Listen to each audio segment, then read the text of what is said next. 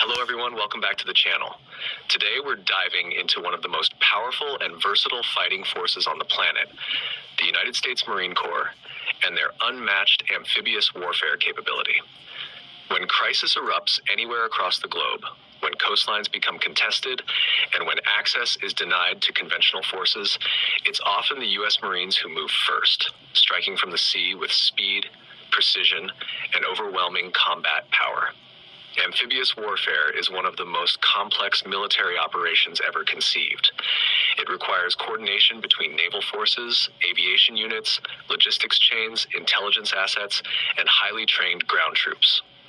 The United States Marine Corps has spent decades mastering this art. Their mission is simple in words, but enormous in execution. Seize and secure key terrain from the sea, establish a foothold, and dominate the battlefield before the enemy can react. At the heart of this capability is the Marine Air Ground Task Force, or MAGTF. This integrated force combines ground combat elements, aviation units, and logistics support into a single self-sustaining combat team.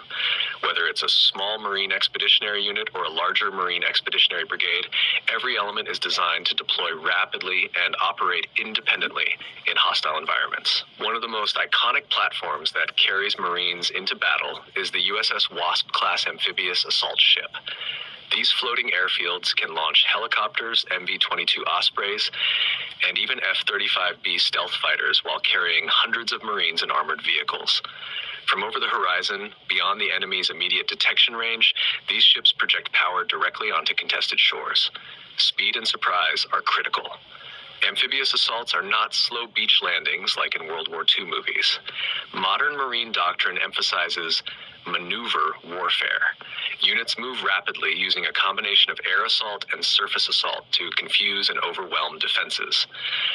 Amphibious combat vehicles roll from well decks into the sea, transitioning seamlessly from water to land while carrying fully equipped infantry squads ready to fight the moment they hit shore.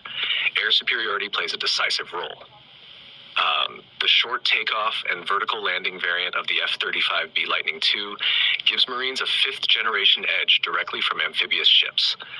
With advanced sensors and stealth capability, the F-35B provides intelligence, close air support, and electronic warfare capabilities that disrupt enemy command systems before ground troops even arrive. But technology alone doesn't win battles. What truly sets the Marines apart is their training. From the moment recruits step onto the yellow footprints at boot camp, they are forged through one of the toughest training pipelines in the world. Discipline, endurance, and adaptability are drilled into every Marine. Amphibious operations require physical strength, mental resilience, and the ability to operate under extreme uncertainty. When Marines conduct amphibious exercises, they rehearse everything from ship-to-shore movement to urban combat immediately after landing. They practice in environments ranging from tropical islands to freezing coastal regions. This ensures that when real-world missions unfold, whether in the Indo-Pacific, the Mediterranean, or the Arctic, they are ready. Amphibious dominance has shaped global conflicts. During World War II, Marine landings across the Pacific proved that control of islands meant control of strategic sea lanes.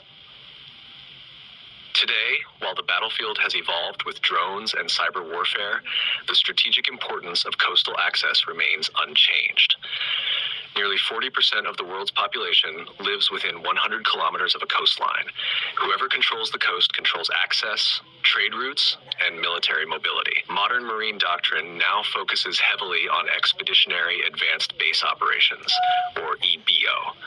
This concept allows small mobile Marine units to establish temporary forward bases on islands or coastal terrain.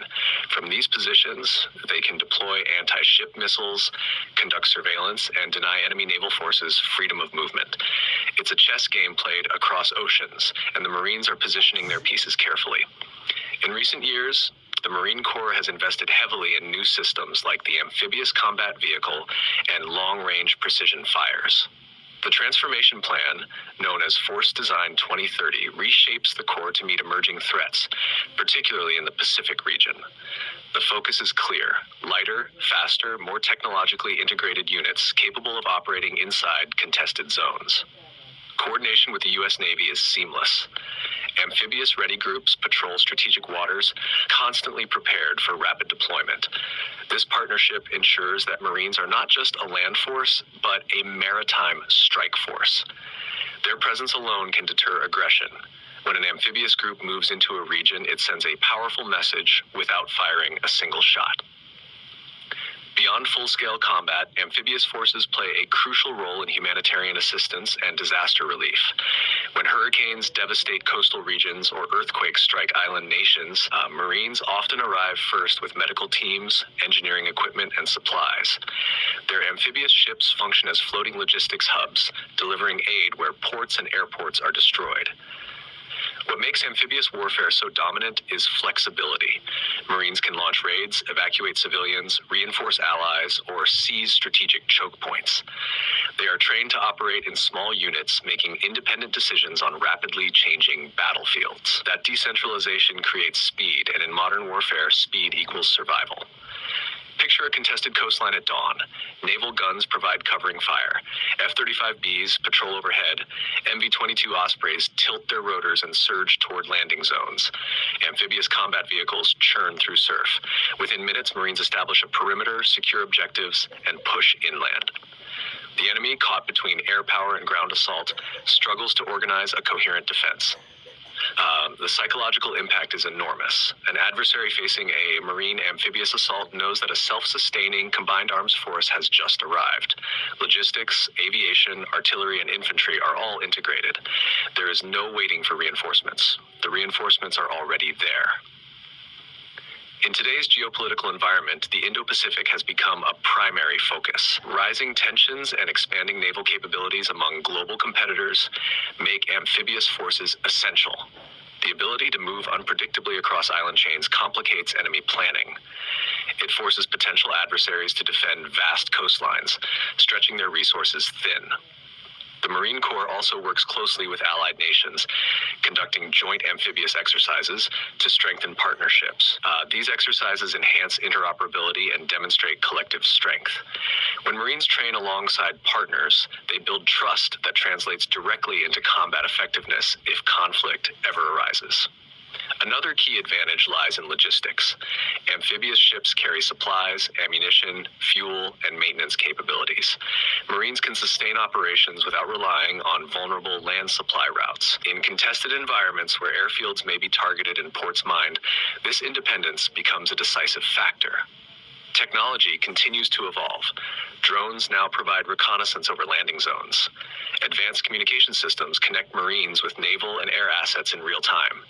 Precision-guided munitions reduce collateral damage while increasing effectiveness. Yet, the core principle remains unchanged. Seize the initiative, exploit mobility, and overwhelm resistance. Amphibious dominance is not just about storming beaches. It's about strategic positioning, deterrence, and rapid crisis response.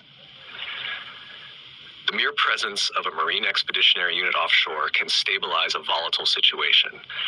Adversaries must account for a force that can strike anywhere along a coastline at any time. The future battlefield will likely be defined by contested maritime spaces. Hypersonic missiles, anti-ship ballistic systems, and electronic warfare pose new challenges, but the Marine Corps adapts constantly. Innovation, restructuring, and relentless training ensure they remain ahead of emerging threats.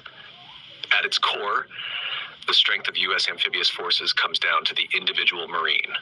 Highly trained, disciplined, and mission-focused, they embody the Corps' ethos of readiness.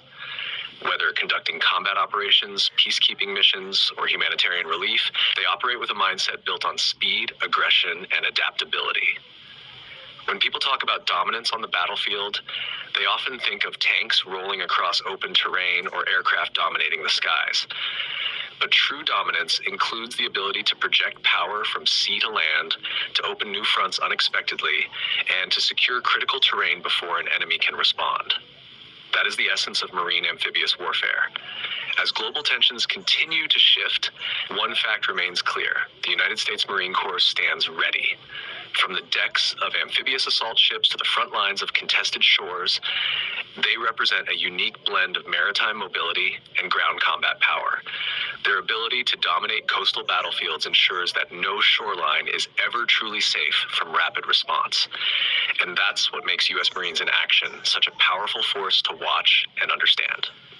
Amphibious forces don't just fight battles, they shape them. They decide where and when engagement begins. They control access. They seize initiative. And when they hit the beach, they do so with precision, coordination, and an unwavering commitment to mission success. If you're passionate about military power, strategic warfare, and the evolving future of global defense, the story of marine amphibious dominance is one you cannot ignore. Because in a world surrounded by oceans,